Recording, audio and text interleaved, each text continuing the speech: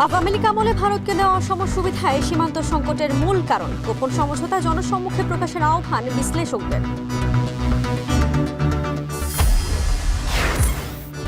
আমদানির পরেও চালের দামে লাগাম নেই রাজধানীর বাজারে। 40 টাকায় চাল কিনে খাওয়ার সংস্কার চায় বিএনপি। নির্বাচন করতে এত সংস্কারের দরকার, যে সংস্কার দিয়ে জনগণ 40 টাকার চাল কিনতে পারবে, সেই সংস্কার আমার দরকার। এমবিবিএস ভর্তি পরীক্ষায় 1.5 লাখের বেশি শিক্ষার্থী। দক্ষ চিকিৎসক তৈরিতে দুর্বল সবল মেডিকেল কলেজ একীভূত করার পরিকল্পনা স্বাস্থ্য মন্ত্রণালয়ের। এবং জাকসু নির্বাচনে সংস্কার ও রোডম্যাপ নিয়ে মতভেদ সংগঠনগুলোর জুনের আগে জাকসু নির্বাচনের পরিকল্পনা।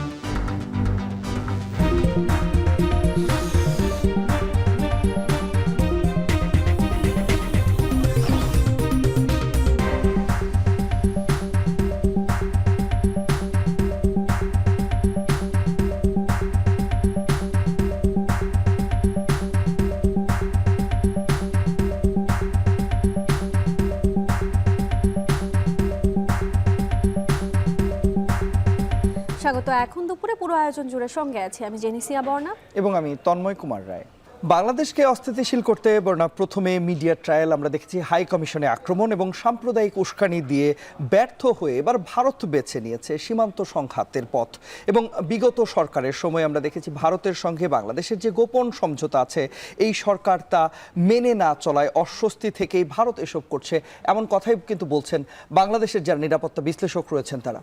আর সরকার বলছে আওয়ামী লীগ সরকার অসমভাবে ভারতকে যেসব সুবিধা দিয়েছে তার কারণেই দুই দেশের সীমান্তে সংকট তৈরি হয়েছে। মূলত এটি এই সংকট তৈরির অন্যতম কারণ, যেটি এখনকার সরকার বলছে। নাইমা আবিরের একটি প্রতিবেদন রয়েছে, আমরা দেখব।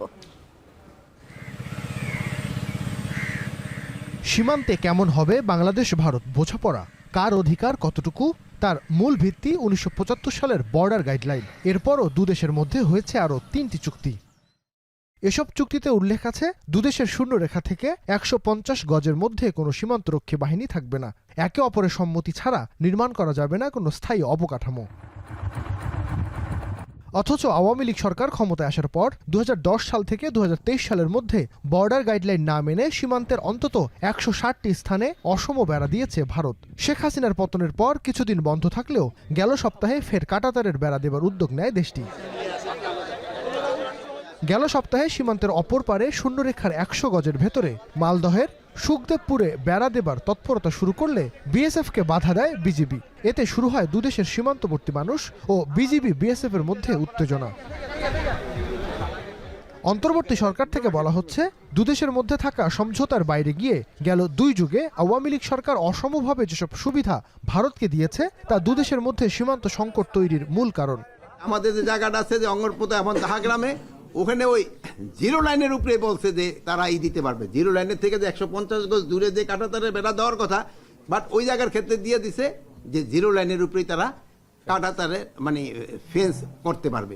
বর্তমান সরকার তো নিঃসন্দেহে প্রায় একই মত এই নিরাপত্তা বিশ্লেষকের। তিনি বলছেন বিগত সরকারের আমলে ভারতের সঙ্গে বাংলাদেশের যে গোপন সমঝোতা ছিল সেই অনুযায়ী সবকিছু ঠিকঠাকই চলছিল, তবে নতুন সরকার আসায় অস্বস্তি বোধ করছে ভারত। প্রথম মিডিয়া ক্যাম্পেইন করে সরকারকে বিব্রত করেছে, আমাদেরকে অস্থিতিশীল করার চেষ্টা করছে। তারপরে আমাদের হাইকমিশন, ডেপুটি হাইকমিশনগুলোকে আন্দোলনের আওতায় নিয়ে আসছে, ভাঙচুর করেছে, যেটা আন্তর্জাতিক আইনের আওতায় মানে বেআইনি কাজ হয়েছে, সোজা কথা। তো এই জিনিসটা করে তারা যখন দেখলো যে খুব একটা সাফল্য অর্জন করতে পারে নাই, তখন এই কনফ্লিক্টটাকে নতুন একটা মোড় দেওয়ার হয়তো চেষ্টা করতে পারে। দুদেশের গোপন চুক্তি জনসাধারণের কাছে প্রকাশ করারও আহ্বান জানান সাবেক এই সেনা কর্মকর্তা। তাতে সরকারের সঙ্গে জনগণের সম্পৃক্ততা বাড়বে বলে মত তার। ভারত বাংলাদেশ যে সমস্ত চুক্তি আছে, সেন্সিটিভ চুক্তি যেটা জনগণ জানে না, সেগুলো জনসমক্ষে নিয়ে আসা। জনগণের যেটা দাবি যে এই চুক্তিগুলোকে রিভিউ করা, প্রয়োজনে বাতিল করা। অবশ্যই সমস্ত চুক্তি রিভিউর আন্ডারে নিতে হবে এবং যেগুলো আমাদের রাষ্ট্রবিরোধী সেটা অবশ্যই বাতিল করতে হবে।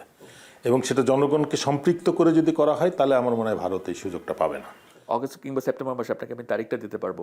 বাংলাদেশ ভারত সম্পর্ককে বন্ধুত্বের স্বর্ণালী অধ্যায় বলা হলেও সীমান্তে কাঁটাতারের বেড়া দেয়াকে সাংঘর্ষিক উল্লেখ করে আন্তর্জাতিক সম্পর্ক বিশ্লেষকরা বলছেন ভারতের দেয়া কাঁটাতারের বেড়াকে পুনর্বিবেচনা করতে হবে। তো স্বর্ণযুগ যাচ্ছে সম্পর্কের, এখানে কাঁটাতারের বেড়া খুব চোখে লাগে যে দুটো বন্ধুপ্রতিম রাষ্ট্র যদি চোরাচালান সমস্যা হয়ে থাকে, একই কথা প্রযোজ্য ভারতের বিশাল সীমানা রয়েছে, সীমান্ত রয়েছে অন্যান্য রাষ্ট্রের সাথেও, এবং মিয়ানমারের সাথে তার বিশাল জায়গা খোলা, তার সীমান্ত অরক্ষিত সীমান্ত, তারা যদি মনে করেন অরক্ষিত সেভাবে, তো কেন বাংলাদেশকে তার কাঁটাতারের বেড়া দিয়ে ঘিরে ফেলতে হবে যে বাংলাদেশকে তারা বলছেন যে আমাদের সম্পর্কে স্বর্ণযুগ চলছে? কাজে সেটিও রিভিউ হওয়া দরকার, এবং কাঁটাতারের বেড়া আমি মনে করি তার কোনোই যৌক্তিকতা নাই। বর্তমানে বাংলাদেশ ভারত সীমান্তের 4156 কিলোমিটারের মধ্যে 3271 কিলোমিটারেই কাঁটাতারের বেড়া দিয়েছে ভারত, বাকি আছে মাত্র 885 কিলোমিটার। নাইম আবির, এখন, ঢাকা। চালের বাজারের অস্থিরতা যেন কমছেই না, এমনের ভরা মৌসুমেও অস্থির চালের বাজার। এদিকে শীতকালীন পিঠা পুলির অন্যতম উপাদান গুড়ের দামও বেড়েছে। তবে বাজারে শীতকালীন সবজির সরবরাহ থাকায় কমার দিকে শীতকালীন সবজির বাজার। বিস্তারিত মিয়া আমিরুলের প্রতিবেদনে। ভারত থেকে চাল আমদানি হলেও দামে খুব একটা প্রভাব দেখা মেলেনি বাজারে। আমনের ভরা মৌসুমেও রাজধানীতে অস্থির চালের বাজার। সব ধরনের চালেই বস্তাপ্রতি দাম বেড়েছে 200 থেকে 300 টাকা। আতপ চাল মানভেদে প্রতি কেজি বিক্রি হচ্ছে 52 থেকে 84 টাকা দরে, আর বাসমতি কিনতে ক্রেতাকে গুনতে হচ্ছে কেজিতে 96 টাকা। কাটারি নাজির 84 টাকা, আর চিনি গুঁড়া বিক্রি হচ্ছে 126 থেকে 128 টাকা। মিনিকেট মানভেদে 72 থেকে 80 টাকায় বিক্রি হচ্ছে। নতুন ধানের চাল পুরোদমে বাজারে না আসায় দামের ঊর্ধ্বগতির অভিযোগ বিক্রেতাদের। চাল পর্যাপ্ত পরিমাণে আছে, শুধু দামটা বেশি, আর মিলাররা প্রতিদিন দাম বাড়াচ্ছে, দাম আমরা বাড়তি দিয়ে কিনতেছি, বাড়তি বিক্রি করতেছি। এদিকে শীতের পিঠাপুলির অন্যতম উপলক্ষ আতপ চালের সাথে পাল্লা দিয়ে বেড়েছে খেজুর ও আখের গুড়ের দামও। মান বেঁধে বিক্রি হচ্ছে 180 থেকে 230 টাকারও বেশি। সবচেয়ে বেশি চাহিদা খেজুরের গুড়, মিলছে 280 থেকে 300 টাকার মধ্যে। এদিকে আখের পাটালি গুড় 140 টাকা, আর আখের ঝোলা গুড়ের দাম 150 টাকা। দামের ঊর্ধ্বগতিতে শীত উদযাপনে ভাটা পড়েছে নগরবাসীর। গুড়ের সিজন সেই অনুযায়ী অনেক ভালো মান, এটা সরকারের যে রেট হয় সেই রেট অনুযায়ী অনেকটা বেশি হয়ে থাকে, যেটা আসলে খুব সাধারণ পাবলিকের ক্ষেত্রে খুব কষ্টসাধ্য হয়ে দাঁড়ায়। গুড় আশা করি ভালো হবে আর কি, গুড়ের দামও চড়া, সবই তো চড়া। বাজারে শীতের সবজির পর্যাপ্ত সরবরাহ থাকায় দামে স্বস্তির কথা জানিয়েছেন ক্রেতারা। মিয়া আমিরুল, এখন, ঢাকা। অন্তর্বর্তী সরকারের চুক্তির আওতায় মিয়ানমার থেকে চালের প্রথম চালান দেশে পৌঁছেছে। প্রায় 22,000 টন চাল নিয়ে এমভি গোল্ডেন স্টার নামের জাহাজটি চট্টগ্রাম বন্দরের জেটিতে ভিড়েছে। শিপিং এজেন্টস কর্তৃপক্ষ জানায়, মিয়ানমারের ইয়াঙ্গুন বন্দর থেকে রওনা হয়ে গেল রাতে এমভি গোল্ডেন স্টার নামের চালবাহী জাহাজটি চট্টগ্রাম বন্দরের বহির্নোঙরে পৌঁছায়। দুপুরে বন্দরের জেনারেল কার্গো বার্থের 9 নম্বর জেটিতে খাদ্য অধিদপ্তরের কর্মকর্তাদের উপস্থিতিতে শুরু হয় চাল খালাস। অধিদপ্তরের কর্মকর্তারা জানায়, সরকার মিয়ানমার থেকে 1,05,000 টন চাল ক্রয়ের চুক্তি করেছে। ভারতের চালের পাশাপাশি মিয়ানমারের চাল দেশের চালের বাজার স্থিতিশীল রাখতে ভূমিকা রাখবে। এছাড়া নতুন করে পাকিস্তান থেকে চাল ক্রয়ের চুক্তি হয়েছে বলেও জানান তারা।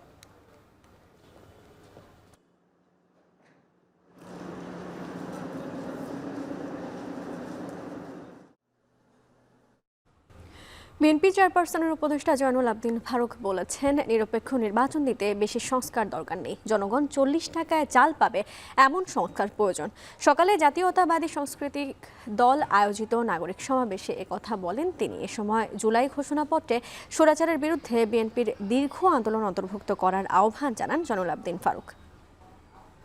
যেই দলের হোক, যেই মতের হোক, এখন তা আওয়ামী লীগ নাই, তাহলে কারা, কার ইঙ্গিতে, কিসের আলামত এখনো 80 টাকা চাল কিনতে হয়? 91 সালের মতো একটি নির্বাচন করতে এত সংস্কারের দরকার নাই।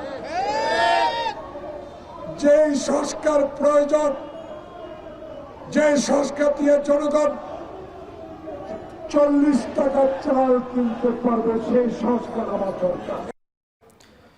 শেখ হাসিনাকে ভারত কোন স্ট্যাটাসে রেখেছে সে বিষয়ে প্রশ্ন তুলে বিএনপির সিনিয়র যুগ্ম মহাসচিব অ্যাডভোকেট রুহুল কবির রিজভী বলেছেন, মুক্তিযুদ্ধের চেতনা বিক্রি করে নিজস্ব স্বার্থ হাসিলের মাধ্যমে আওয়ামী লীগ দেশের মানুষের উপর জুলুম করেছে।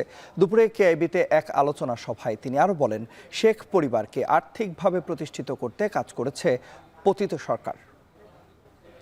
শেখ হাসিনা কি স্ট্যাটাসে ভারতে আছে এটা কিন্তু বলতে পারছে না। বাংলাদেশে তার যে দুটি পাসপোর্ট, সেই দুইটি পাসপোর্ট, একটা কূটনৈতিক পাসপোর্ট, একটা জাল পাসপোর্ট, দুটাই বাতিল করেছে। তারপরে কি স্ট্যাটাস আছে, ভারত কিভাবে তাকে রেখেছে, কোনো উত্তর দিতে পারছে না, কোনো ব্যাখ্যা দিতে পারছে না। দিবেন কি করে? এত বড় ভয়ঙ্কর দুর্নীতিবাদ তাকে যে আশ্রয় দিচ্ছে ভারত, তাহলে কিসের ভিত্তিতে? তার কোনো উত্তর নেই, এটা দিয়ে যাচ্ছে। দক্ষ চিকিৎসক তৈরিতে দুর্বল মেডিকেলকে সবল মেডিকেলের সঙ্গে একীভূত করার পরিকল্পনা করছে স্বাস্থ্য মন্ত্রণালয়। একই সঙ্গে স্বচ্ছ প্রক্রিয়ায় মানসম্মত শিক্ষক নিয়োগ বাড়ানোর কথাও ভাবছে সরকার।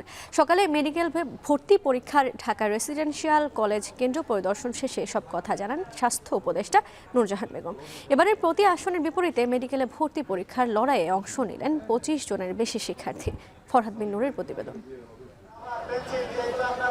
শুক্রবার সকাল থেকে মেডিকেল ভর্তি পরীক্ষার জন্য ঢাকার বিভিন্ন কেন্দ্রে আসতে থাকেন ভর্তির ছোড়া। পরীক্ষা চলে সকাল 10টা থেকে 11টা পর্যন্ত। ঢাকা রেসিডেন্সিয়াল কলেজ কেন্দ্র পরিদর্শনে আসেন স্বাস্থ্য উপদেষ্টা। বলেন, দক্ষ চিকিৎসক তৈরিতে তুলনামূলক দুর্বল মেডিকেল কলেজকে সবল মেডিকেল কলেজের সাথে একীভূতের চিন্তা করছে সরকার। একই সাথে স্বচ্ছ প্রক্রিয়ায় মানসম্মত শিক্ষক নিয়োগ বাড়ানোর কথাও বলেন তিনি। কোথাও কোনোভাবে কোনো কিছু যেন প্রকাশ না হয়, কাজে সর্বোচ্চ সতর্কতা তারা নিয়েছে। যেটা আপনার গতকাল পত্রিকায় দেখেছেন, এটা একটা বানোয়ার জিনিস সে বলেছে, কিন্তু এটা তো সত্য না, সেটা ধরাও পড়েছে। 37টি মেডিকেল কলেজে 5380টি আসন এবং 67টি বেসরকারি মেডিকেলে 6000-এর বেশি আসন, যেখানে এবার আবেদন জমা পড়ে 1,35,000-এর বেশি। সেই হিসেবে এবার একটি আসনের বিপরীতে 25 জনের বেশি প্রতিদ্বন্দ্বিতা করেছে। দেশে 19টি পরীক্ষা কেন্দ্রের একাধিক ভেন্যুতে অনুষ্ঠিত হলো এই পরীক্ষা। ময়মনসিংহের 3টি, চট্টগ্রামের 5টি, বরিশালের 2টি এবং সিলেটের 3টি ভেন্যুতেও দেখা গেছে শিক্ষার্থীদের উৎসাহ উদ্দীপনা। সকাল থেকে এসব কেন্দ্রে পরীক্ষা দিতে আসেন শিক্ষার্থীরা। পরীক্ষা শেষে শিক্ষার্থীরা বলেন, মানসম্মত প্রশ্নের কথা জানান। সাধারণ জ্ঞান অংশে শহীদ আবু সাইদকে নিয়েও প্রশ্ন আসার কথা। কোশ্চেন হচ্ছে স্ট্যান্ডার্ড ছিল, তো ভালো সবকিছু মিলিয়ে ছিল। আমাদের সাম্প্রতিক নিয়ে কোশ্চেন ছিল, আন্দোলনে যেটা ঘটলো, আবু সাইদের মৃত্যু কবে ছিল। পরীক্ষা হয়েছে মোটামুটি আলহামদুলিল্লাহ ভালো হয়েছে। আশাবাদী আছে যে পাইবো, হয়তো চান্স হয়ে যেতে পারে। এইচএসসি পরীক্ষা চলাকালে জুলাই আন্দোলনে পরিস্থিতি অনুকূলে না থাকায় বারবার স্থগিত হয় পরীক্ষা। শেষমেশ অর্ধেক পরীক্ষা আর দেওয়াই হয়নি শিক্ষার্থীদের। কিন্তু সেই পরীক্ষা সংক্ষিপ্ত সিলেবাসে হলেও মেডিকেল পরীক্ষা দিতে হয়েছে পুরো সিলেবাসেই। ফরহাদ বিন নূর, এখন, ঢাকা। ছাত্র সংসদ নির্বাচন ঘিরে এখন জাহাঙ্গীরনগর বিশ্ববিদ্যালয় ক্যাম্পাসে আলোচনা তুঙ্গে। প্রস্তুতি শুরু করেছে ছাত্র সংগঠনগুলো। ছাত্র শিবির, ছাত্র ইউনিয়ন চায় রোডম্যাপ অনুযায়ী দ্রুত নির্বাচন সম্পূর্ণ হোক। আর ছাত্র দল বলছে, জাকসু গঠনতন্ত্র ও প্রশাসনিক সংস্কার শেষেই হবে নির্বাচন। এদিকে জাকসু নির্বাচনে অংশ নিতে আলাদা প্যানেল দেওয়ার কথা ভাবছে বৈষম্য বিরোধী ছাত্র আন্দোলন। ফরহাদ বিন নূরের প্রতিবেদনে দেখুন বিস্তারিত।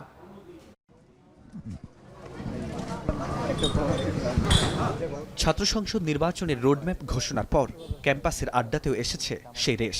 চায়ের কাপে চলছে নির্বাচনী আলাপ। সাধারণ ছাত্ররা চায় সিনেটে ছাত্র প্রতিনিধির সক্রিয় অংশগ্রহণ।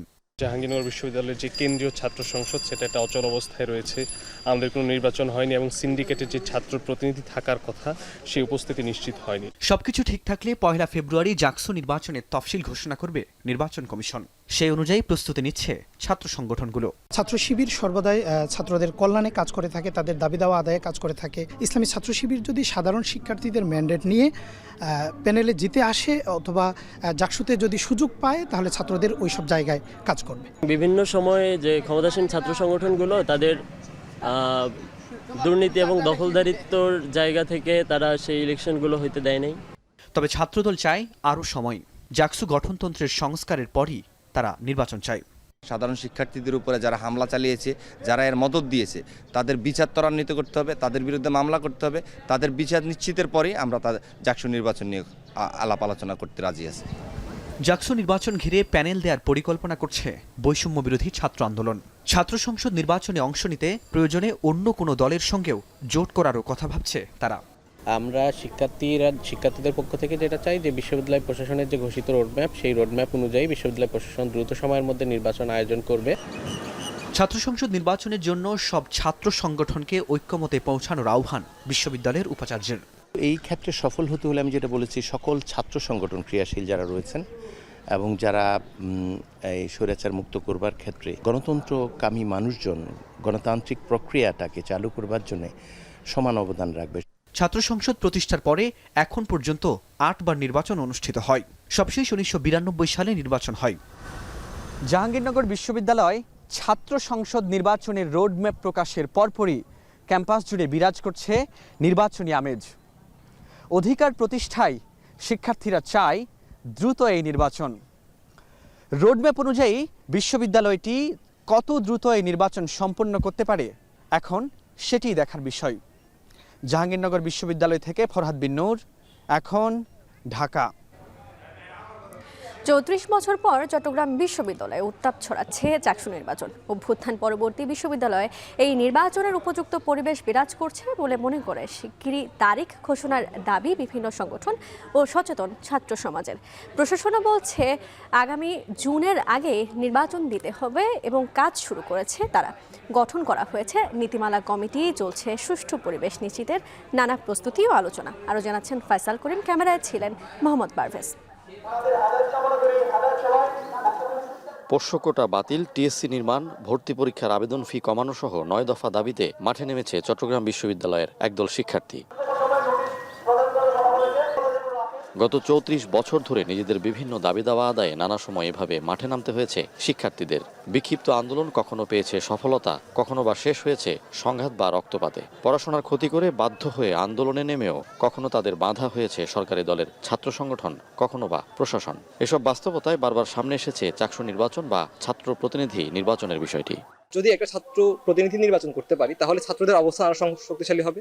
যে জায়গা থেকে ছাত্রদের যে দাবি দাওয়াগুলো আছে এবং ক্যাম্পাসে গণতান্ত্রিক পরিবেশ করার ক্ষেত্রে যে বাধাগুলো আছে সেগুলো আমরা কাটাতে পারবো বলে আমরা মনে করি। চাকসু নির্বাচন যদি হয় তাহলে বিশ্ববিদ্যালয়ের শিক্ষার্থীদের সংশ্লিষ্ট যত বিষয় আছে, যত দাবি দাওয়া আছে, সব কিন্তু একটা প্ল্যাটফর্মের ভিতর চলে আসবে। 1990 সাল থেকে কোনো নির্বাচন নেই ছাত্রদের অধিকার আদায়ের কোনো কর্মকাণ্ড। তা অনেকটা পরিত্যক্ত চাকসু ভবন এখন মূলত ব্যবহার হয় শিক্ষার্থীদের ক্যান্টিন হিসেবে। তবে জুলাই অভ্যুত্থান পরবর্তী ক্যাম্পাসে নতুন করে উত্তাপ ছড়াচ্ছে চাকসু নির্বাচনের ইস্যু। দীর্ঘ 34 বছরের খরা কাটিয়ে দেখা দিয়েছে আশার আলো। এখন অপরাজনীতি বিলুপ্তির পথে, তো এখন মনে হয় না কোনো সংঘাত হওয়ার সম্ভাবনা আছে। দ্রুত আমাদের চাকসু নির্বাচন দেওয়া উচিত, যাতে আমরা চাকসুর মাধ্যমে প্রশাসনের কাছে আমাদের শিক্ষার্থীদের দাবি দাওয়াগুলো উপস্থাপন করতে এবং আদায় করে নিশ্চিত করতে পারি। জাতীয় নির্বাচনের আগেই নতুন নীতিমালায় বিশ্ববিদ্যালয়ের ছাত্র প্রতিনিধি নির্বাচনের দাবি ছাত্র সংগঠনের নেতৃবৃন্দের। নির্বাচন যখন হবে তারা 28,000 শিক্ষার্থীর ম্যান্ডেট নিয়ে আসবে, তখন আসলে প্রশাসন তাদের সাথে নেগোসিয়েশন বসতে চাইবে। সবগুলো ছাত্র সংগঠনের ভিতরে একটা ভ্রাতৃত্বপূর্ণ সম্পর্ক রয়েছে। আমরা প্রায় ছাত্র সংগঠনের সাথে আমাদের যোগাযোগ আছে, কথাবার্তা হয়, আদান প্রদান হয়। একটা স্বাভাবিক পরিস্থিতি থাকার জন্য যে যা প্রয়োজন চট্টগ্রাম বিশ্ববিদ্যালয়ে তা বিদ্যমান রয়েছে। নতুন ক্যাম্পাসে ছাত্র সংগঠনগুলো আগের মতো সংঘাতপূর্ণ অবস্থানে নেই মনে করে প্রশাসনও। এরই মধ্যে নির্বাচনের রোডম্যাপ দিতে 7 সদস্যের নীতিমালা কমিটি গঠন করেছে তারা। নির্বাচনকে সামনে রেখে কিন্তু আমরা বসে নাই। আমরা গত সিন্ডিকেটে আমরা একটা নির্বাচন পরিচালনা কমিটি গঠন করে দিই। সেই নির্বাচন পরিচালনা কমিটিও কিন্তু কাজ করবে। ওনারা ইতিমধ্যেই কিন্তু চিঠি পেয়ে যাবেন। 1970 সালে প্রথম ও দীর্ঘ 58 বছরে মাত্র 6 বার অনুষ্ঠিত হয় চাকসু নির্বাচন। ফয়সাল করিম, এখন, চট্টগ্রাম। অবকাঠামো উন্নয়নের নামে প্রকৃতিকে নষ্ট না করার আহ্বান জানিয়েছেন পরিবেশ, বন ও জলবায়ু পরিবর্তন বিষয়ক উপদেষ্টা সৈয়দা রিজওয়ানা হাসান। সকালে রাজধানী নটরডেম কলেজে আয়োজিত 15তম জাতীয় প্রকৃতি সম্মেলনে একথা বলেন তিনি। When we talk about environment, we have to remember few things. One is, environment is not only about rights of people, it's about rights of lives that cannot speak for themselves. So we have to be ecocentric in our approach and not anthropocentric. We have to put nature at the center and not development at the center, and then tailor cut nature. You can't tailor cut nature. Nature has its own rule to follow. লবণ শিল্পের উন্নয়ন ও উৎপাদন বাড়ানোর লক্ষ্যে সরকার কাজ করছে বলে মন্তব্য করেছেন শিল্প উপদেষ্টা আদিলুর রহমান খান। সকালে কক্সবাজার জেলা প্রশাসক কার্যালয়ে লবণ শিল্পের অংশীজনদের সাথে মতবিনিময় ও পরে চৌফলদণ্ডিতে লবণ মাঠ এবং প্রস্তাবিত লবণ গবেষণা ইনস্টিটিউটের স্থান পরিদর্শন শেষে এসব কথা বলেন তিনি। আমরা মূলত যারা লবণ চাষী তাদের অধিকার রক্ষা করে যেই লবণটা যেন বাংলাদেশের এটা পণ্য যেন আমরা স্বয়ংসম্পূর্ণ হতে পারি এর জন্য চেষ্টা করছি এবং এর জন্য যা যা উদ্যোগ নেওয়া দরকার আমাদের পক্ষ থেকে স্বল্প সময়ে সেটা নেওয়ার জন্য আমরা চেষ্টা করছি। নৌপথে নিরাপত্তা নিশ্চিতে ও ঘাটে চাঁদাবাজি বন্ধের ব্যবস্থা নেয়ার নির্দেশ দিয়েছেন নৌ পরিবহন উপদেষ্টা ডক্টর এম শাখাওয়াত হোসেন। সকালে ভোলার দৌলত খানের বীরশ্রেষ্ঠ মোস্তফা কামাল লঞ্চ ঘাট পরিদর্শনে এসে এই নির্দেশ দেন তিনি। ঝড় বৃষ্টিতে বাদলে যাতে সিকিউরড প্ল্যাটফর্ম থাকে, লঞ্চ ভিড়তে থাকে, মানুষ প্রপারলি নামতে পারে, উঠতে পারে, এই সব কারণে এখানে ওয়ার্ল্ড ব্যাংকের অর্থায়ন, আমি আবার বলছি ওয়ার্ল্ড ব্যাংকের অর্থায়নে বেশ কয়েকটি ঘাট এই ভোলা ডিস্ট্রিক্টে অনেকগুলো আছে মনপুরা থেকে শুরু করে এ পর্যন্ত এই ঘাটগুলো তৈরি হচ্ছে। আমি আসছি জায়গাটা দেখতে, কারণ আমাদের কাজ অতি সত্বর শুরু হবে এবং এই বছরের মধ্যে আশা করি কাজটা শেষ হতে হবে। বিশ্বের সবচেয়ে মজবুত আরএফএল ল্যাডার, যা 6061 গ্রেড অ্যালুমিনিয়ামে তৈরি। শক্তিশালী এমএস ক্রসবার নিশ্চিত করে সর্বোচ্চ নিরাপত্তা। RFL ladder. আগামী 6 মাসের মধ্যে নির্বাচন চাওয়া অযৌক্তিক বলে মন্তব্য করেছেন জুলাই স্মৃতি ফাউন্ডেশনের সাধারণ সম্পাদক সার্জিস আলম। দুপুরে তার নিজ জেলা পঞ্চগড়ের মকবুলার রহমান সরকারি কলেজ মাঠে শীতবস্ত্র বিতরণ অনুষ্ঠানে একথা বলেন তিনি। এ সময় তিনি আরও বলেন, স্বচ্ছ নির্বাচনের জন্য নির্বাচন কমিশন, বিচার বিভাগ ও আইন শৃঙ্খলা বাহিনীর সংস্কার গুরুত্বপূর্ণ। যেটি যৌক্তিক হবে আমরা সেটিতে কখনো দ্বিমত করব না, কিন্তু যদি এটা বলা হয় যে এবছরের জুন, এটা আমাদের কাছে সম্পূর্ণ অযৌক্তিক। তো সেই জায়গায় আমরা মনে করি যে একটা স্বচ্ছ নির্বাচনের জন্য কিন্তু এই প্রতিষ্ঠানগুলো, নির্বাচন কমিশন, বিচার বিভাগ, আইন শৃঙ্খলা রক্ষাকারী বাহিনী, তাদের একটা গুরুত্বপূর্ণ সংস্কার প্রয়োজন। তো সেই জায়গা থেকে সংস্কারগুলো হওয়ার পরপরই আমাদের যদি আমরা নির্বাচনের দিকে যাই, তাহলে জনগণের আশা আকাঙ্ক্ষা অনুযায়ী যে একটা নির্বাচন আমরা প্রত্যাশা করছি সেটি হবে বলে আমরা মনে করি। ছুটির দিনে পর্যটকদের পদচারণায় মুখর সৈকতের নগরী কক্সবাজার। পর্যটক সমাগম বাড়ায় মৌসুমের শুরু থেকেই চাঙা স্থানীয় ব্যবসা বাণিজ্য। এরই মধ্যে ভাড়া হয়েছে হোটেল রিসোর্টের বেশিরভাগ কক্ষ। এ বিষয়ে আমরা আরও বিস্তারিত জানবো। সৈকতের সুগন্ধা পয়েন্ট থেকে আমাদের সঙ্গে যুক্ত আছেন সহকর্মী মন্তোষ বেদজ্ঞ। চলে যাচ্ছি তার কাছে। মন্তোষ, আমরা বলছিলাম যে পর্যটক সমাগমে মুখরিত কক্সবাজার। জানাবেন যে পর্যটন কেন্দ্রিক ব্যবসা বাণিজ্যে এর প্রভাব আসলে কতটা পড়েছে এবং একই সঙ্গে পর্যটকরা এই মুহূর্তে কেমন উচ্ছ্বাসে মেতেছেন?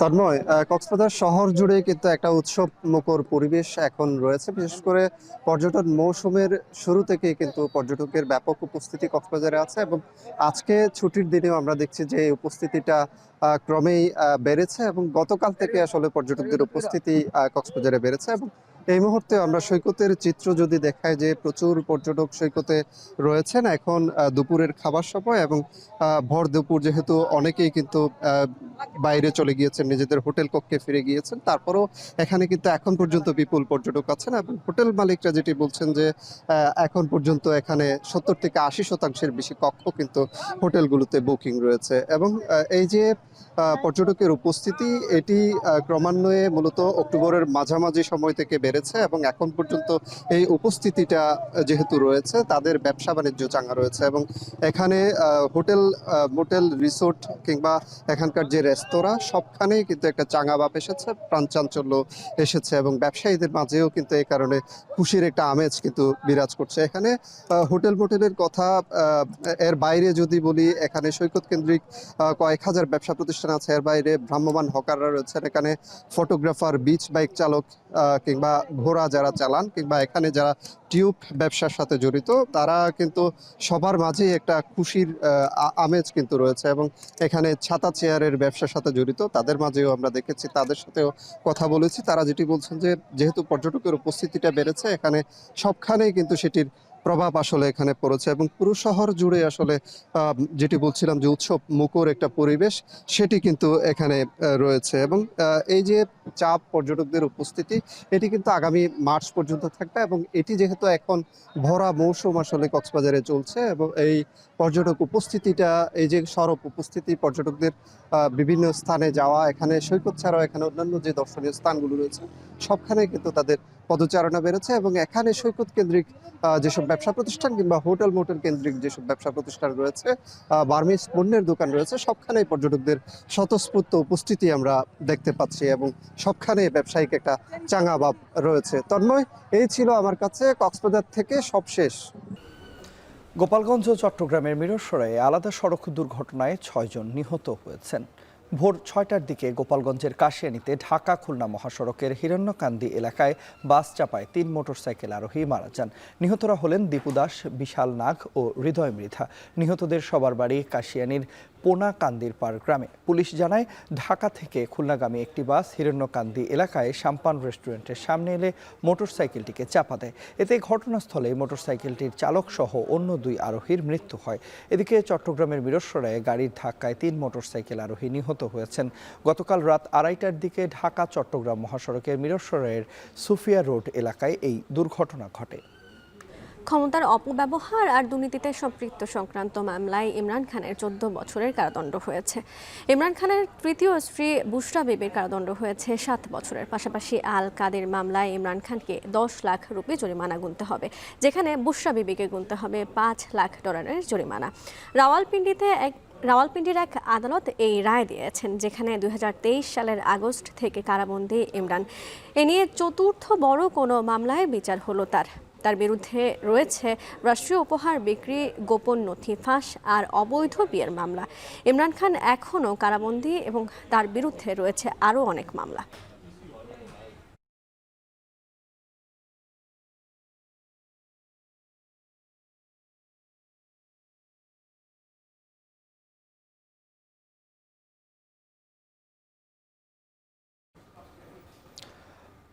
লস অ্যাঞ্জেলেসের দাবানলে প্রাণহানি বেড়ে দাঁড়িয়েছে 27 জনে। এখনও নিখোঁজ কমপক্ষে 31 জন।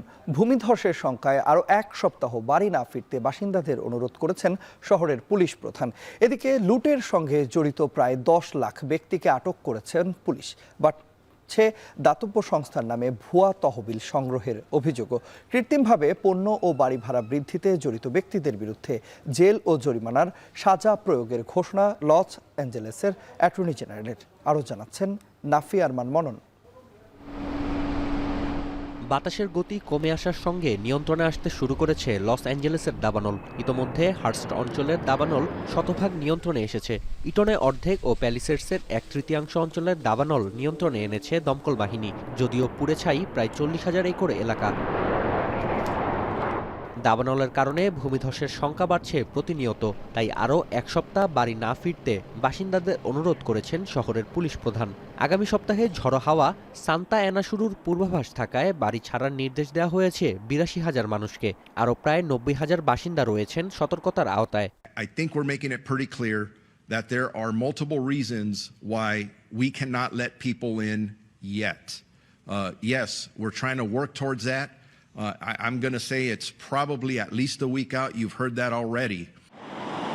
দুর্যোগের সুযোগে মাথাচাড়া দিয়ে উঠেছে ব্যবসায়ীরা। অনেকেই বাড়ি ও হোটেল ভাড়ার দাম 1 লাফে বাড়িয়েছেন 10%। এর মধ্যেই চলছে লুটতরাজ। ইতোমধ্যে আটক করা হয়েছে প্রায় 100 ব্যক্তিকে। এমন পরিস্থিতিতে সুযোগ সন্ধানীদের বিরুদ্ধে কড়া বার্তা দিয়েছেন ক্যালিফোর্নিয়ার অ্যাটর্নি জেনারেল। জানান, কৃত্রিমভাবে মূল্য বৃদ্ধিতে জড়িত ব্যক্তিদের বিরুদ্ধে জেল ও জরিমানার সাজা প্রয়োগ করা হবে। লুটতরাজে জড়িত কাউকে ছাড় না দেওয়ার ঘোষণা দেন তিনি। Be it landlords, short-term rentals, or hotels, price gouging evacuees, or predatory buyers swooping in with low-ball property offers, whether it be scams or looting, you can be sure we will hold you accountable. এদিকে দাতব্য সংস্থার নামে ভুয়া তহবিল সংগ্রহের অভিযোগ পেয়েছে FBI। প্রতিষ্ঠানের বিষয়ে বিস্তারিত তথ্য না জেনে অর্থদানের বিষয়ে সতর্ক থাকার আহ্বান জানিয়েছে মার্কিন কেন্দ্রীয় গোয়েন্দা সংস্থা। নাফি আরমান মনন, এখন বিশ্ব। এরই মধ্য দিয়ে চলে এলাম এখন দুপুরের আয়োজনের একেবারে শেষ প্রান্তে। শিরোনামগুলো জানাবো আরও একবার। আওয়ামী লীগ আমলে ভারতকে দেওয়া সম সুবিধায় সীমান্ত সংকটের মূল কারণ, গোপন সমঝোতা জনসম্মুখে প্রকাশের আহ্বান বিশ্লেষকদের। আমদানির পরও চালের দামে লাগাম নেই রাজধানীর বাজারে, 40 টাকায় চাল কিনে খাওয়ার সংস্কার চায় বিএনপি। একটি নির্বাচন করতে এত সংস্কারের দরকার, যে সংস্কার দিয়ে জনগণ 40 টাকা চাল কিনতে পারবে, সেই সংস্কার আমার দরকার। এমবিবিএস ভর্তি পরীক্ষায় 1.5 লাখের বেশি শিক্ষার্থী, দক্ষ চিকিৎসক তৈরিতে দুর্বল সবল মেডিকেল কলেজ একীভূত করার পরিকল্পনা স্বাস্থ্য মন্ত্রণালয়। এবং জাকসু নির্বাচনে সংস্কার ও রোডম্যাপ নিয়ে মতভেদ সংগঠনগুলোর, জুনের আগে জাকসু নির্বাচনের পরিকল্পনা।